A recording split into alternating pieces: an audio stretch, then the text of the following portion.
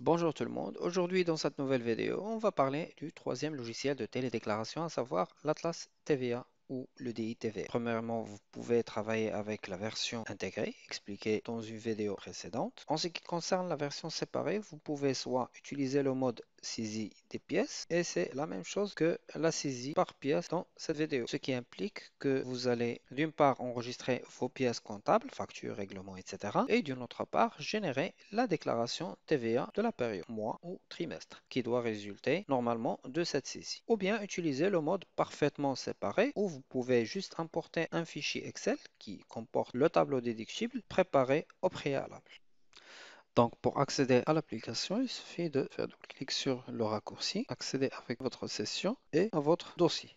Donc, premièrement, il faut paramétrer les options. Choisissez le régime de TVA, encaissement ou débit, puis le type de déclaration mensuelle ou trimestrielle. Enregistrer. Donc, pour le mode saisie, comme vous pouvez le remarquer, il existe un menu comme celui de Atlas Comptable Saisie où vous pouvez saisir l'ensemble des documents comptables que vous avez, facture, achat, vente et les règlements fournisseurs et clients ainsi que le relevé bancaire. En ce qui concerne le mode parfaitement séparé, cliquez sur le menu déclaration TVA, déclaration de TVA et cliquez sur nouveau pour créer une nouvelle déclaration. On a déjà effectué une déclaration pour le premier trimestre. On va choisir le deuxième trimestre. Le système va nous indiquer automatiquement le régime, la date début et date fin. Donc, on a deux onglets, achat et vente. Pour l'onglet vente, on peut soit ajouter les factures une par une via le bouton plus en saisissant le numéro de facture, la date, client, l'IF, la nature de marchandise, la rubrique, montant hors taxe, etc., etc.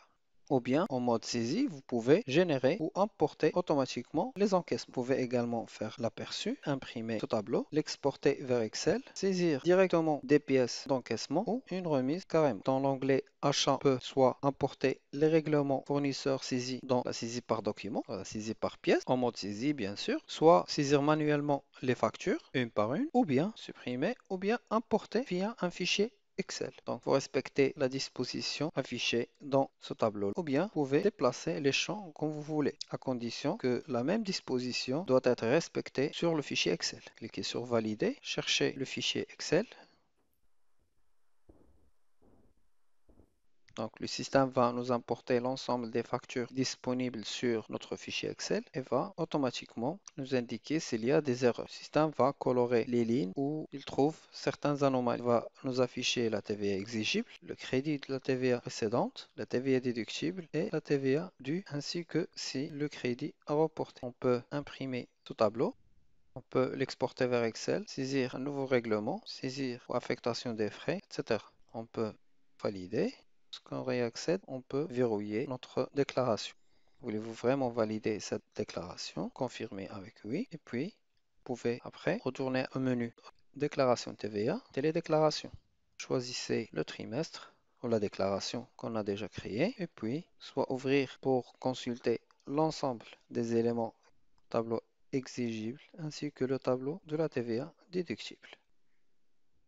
Vous pouvez imprimer un exemplaire pour la sauvegarde, en interne bien sûr, ou bien l'exporter vers Excel.